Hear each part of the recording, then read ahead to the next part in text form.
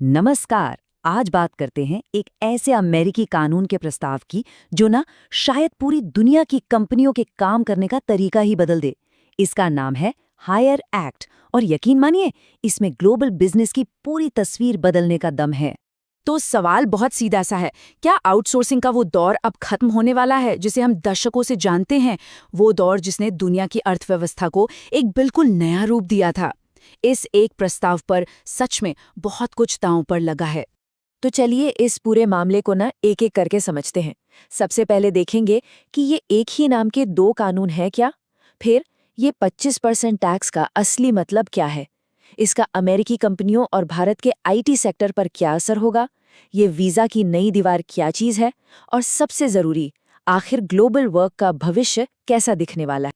तो सबसे पहली बात, दो एक्ट एक नाम, यहीं से सारी कहानी शुरू होती है। और सच कहूं तो सारा कंफ्यूजन भी, क्योंकि हायर एक्ट नाम से एक नहीं बल्कि दो बिल्कुल अलग अलग कानून हैं। अब जरा यहाँ देखिए, सब कुछ आईने की तरह साफ हो जाएगा। एक तरफ है 2010 का हायर एक्ट, जिसका मकसद था कंपनियों को अपने ही देश में लोगों को नौकरी देने के लिए इनाम देना, मतलब टैक्स में छूट देना। और दूसरी तरफ है 2025 का ये नया प्रस्ताव, जो कंपनियों को विदेश में काम भेजने के लिए एक तरह से सजा देता है। मतलब एक था प्रोत्साहन और दूसरा है संरक्षणवाद, बिल्कुल उल्टा। चलिए अब आते हैं इस कहानी के सबसे अहम हिस्से पर, 25% आउटसोर्सिंग टैक्स। ये वो चीज़ है जो इस पूरे बिल की बुनियाद है। 25%, जी हाँ, 25%, यही वो नंबर है जिसके चारों तरफ ये पूरी बहस चल रही है। मतलब सीधा सा है, अगर कोई अमेरिकी कंपनी विदेश में किसी सर्विस के लिए पेमेंट करती है तो उस पेमेंट पर उसे 25% का एक्साइज टैक्स देना होगा। अब आप सोच रहे होंगे कि आउटसोर्सिंग पेमेंट में क्या क्या आता है। तो सुनिए, इस बिल में इसका दायरा बहुत बहुत बड़ा रखा गया है। मतलब आईटी सर्विस हो, रिसर्च एंड डेवलपमेंट हो, कस्टमर सपोर्ट हो, कोई भी पेमेंट अगर उसका फायदा आखिर में अमेरिकी कंज्यूमर को मिल रहा है तो वो इसके दायरे में आएगा। कुछ भी नहीं छोड़ा है। और बात सिर्फ 25% टैक्स पर खत्म नहीं होती। इसके कई और पहलू हैं जो इसे और भी ज्यादा सख्त बनाते हैं। पहला तो है 25% का सीधा टैक्स। दूसरा, और ये बहुत जरूरी है, कंपनियां अब इस खर्चे को अपने बिजनेस एक्सपेंस में दिखाकर टैक्स में छूट नहीं ले पाएंगी। तीसरा, अगर नियम नहीं माने तो हर महीने 50% की जबरदस्त पेनल्टी, जिसकी कोई लिमिट नहीं है। और चौथा, इस टैक्स से जितना भी पैसा जमा होगा उसे अमेरिकी वर्कर्स की ट्रेनिंग पर खर्च किया जाएगा। तो अब देखते हैं कि अमेरिकी कंपनियों पे इसका असल असर क्या होगा। क्योंकि ये जो 25% का नंबर है ना, सुनने में जितना लगता है, असली आर्थिक बोझ उससे कहीं ज्यादा बड़ा है। चलिए देखते हैं कैसे। ये टेबल पूरी कहानी को एकदम साफ कर देता है। देखिए, अभी क्या होता है, एक कंपनी अगर $100 का कोई काम आउटसोर्स करती है तो टैक्स डिडक्शन के बाद उसे असल में वो काम करीब $79 का पड़ता है, ठीक है। लेकिन इस नए हायर एक्ट के बाद वो टैक्स डिडक्शन तो गया, ऊपर से $25 का टैक्स और लग गया। तो नतीजा, वही $100 का काम अब कंपनी को $125 का पड़ेगा, सीधा सीधा। और ये ग्राफ देखिए, ये बस उसी बात को और साफ कर रहा है। लागत में करीब करीब 58% की सीधी बढ़ोतरी। सोचिए, 58%, इतना बड़ा उछाल तो किसी भी कंपनी का पूरा बिजनेस मॉडल और बजट हिलाकर रख देगा। उन्हें ये सोचने पर मजबूर कर देगा कि भाई अब आउटसोर्सिंग में कोई फायदा बचा भी है या नहीं।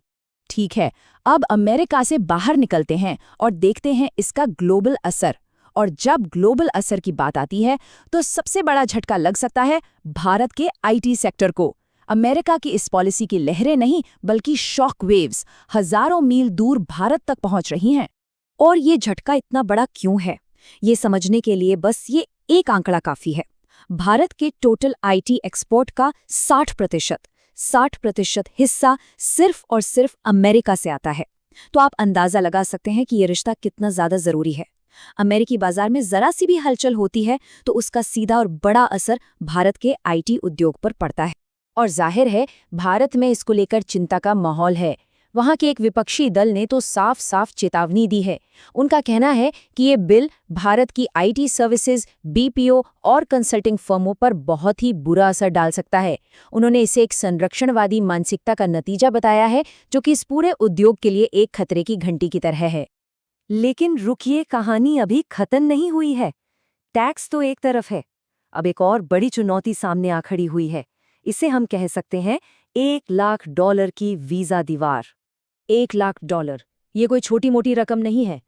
ये वो फीस है जो एक प्रेसिडेंशियल प्रोक्लेमेशन के तहत अमेरिका के बाहर से हायर किए जाने वाले हर एक नए H-1B वर्कर के लिए कंपनी को देनी पड़ सकती है।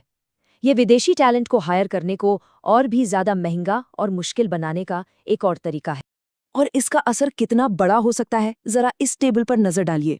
एक एनालिसिस बताता है कि अगर ये नियम पिछले कुछ सालों से लागू होता ना, तो इन्फोसिस, TCS और कॉग्निजेंट जैसी बड़ी भारतीय IT कंपनियों को अरबों डॉलर सिर्फ वीजा फीस के तौर पर देने पड़ जाते। तो अब सवाल उठता है कि जब एक तरफ टैक्स का इतना बड़ा बोझ है और दूसरी तरफ ये वीजा की दीवार, तो कंपनियां कर क्या रही हैं? वो अपनी पूरी ग्लोबल स्ट्रैटेजी पर दोबारा सोचने के लिए मजबूर हो गई हैं। और इस नए माहौल में ढलने के लिए कुछ बड़ी दिलचस्प रणनीतियां अपनाई जा रही हैं, जैसे कि नियर शोरिंग, मतलब काम को बहुत दूर भेजने के बजाय मेक्सिको या कनाडा जैसे पास के देशों में ले जाना। फिर है लोकलाइजेशन, यानी अमेरिका के अंदर ही ज्यादा से ज्यादा लोगों को नौकरी देना। AI और हाइपर ऑटोमेशन का इस्तेमाल तो बढ़ ही रहा है ताकि लोगों पर निर्भरता कम हो। और हाँ, कई कंपनियां अब अपने घरेलू बाजारों पर ज्यादा ध्यान दे रही हैं। तो ये सब देखने के बाद मन में एक ही बड़ा सवाल उठता है, क्या वो दौर अब सच में खत्म हो गया है जब कंपनियां सिर्फ सस्ते लेबर के लिए अपना काम दुनिया के दूसरे कोने में भेज देती थी? क्या अब ग्लोबल वर्क का भविष्य सिर्फ लागत पर नहीं, बल्कि स्ट्रैटेजी, टेक्नोलॉजी और लोकल टैलेंट पर तय होगा? इसका जवाब तो खैर वक्त ही बताएगा।